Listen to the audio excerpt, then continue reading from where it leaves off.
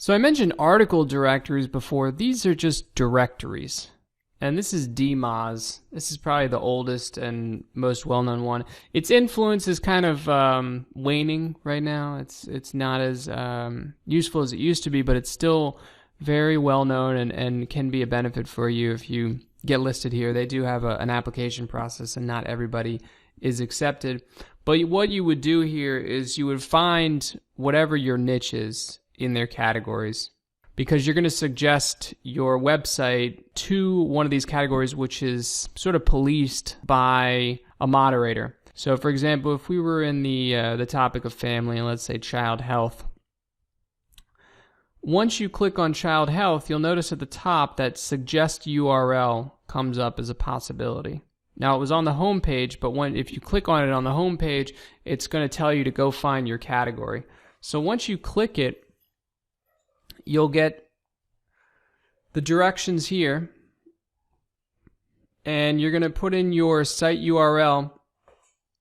You can be as specific as you want here. You can put it under just child health, or make it a even more specific topic if your blog or business covers something like that. So let's say you were at childhealth.com, and you just choose the regular link, or if it was an RSS feed, you can submit more than one URL to the site. Like, you can be listed on DMOZ several times for different parts of your site or the RSS feed, and then you'd write a description. This description can be used as your description when somebody Googles your brand name. So put something in there that you would want people to see. If you don't like the description you left, you can ask Google not to follow it later on.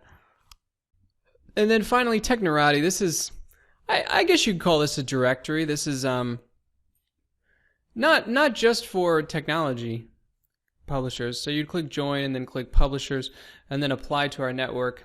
It says Technorati, but a lot of different companies can apply to be a part of this, and then you just submit your application. Just a quick note, if you manage to get your website into that DMOZ directory I talked about first, sometimes called the Open Directory Project, and you enter your description for your website, sometimes Google will take that description as like the default whenever somebody does a search for something and your page comes up in the results.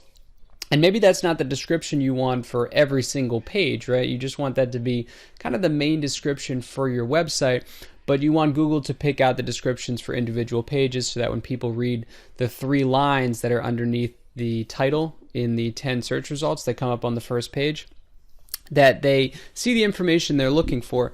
So if you don't want Google to take the description from DMOZ, in your WordPress dashboard, this Yoast plugin, it does it all. Over on the left side where it says SEO, this is like the menu for the plugin. You click on titles and metas, and you just scroll down a little bit, and you'll see this add no ODP meta robots tag site-wide. And you just click that, and that would tell Google, please don't take my description for every single one of my pages or posts from the DMOZ directory.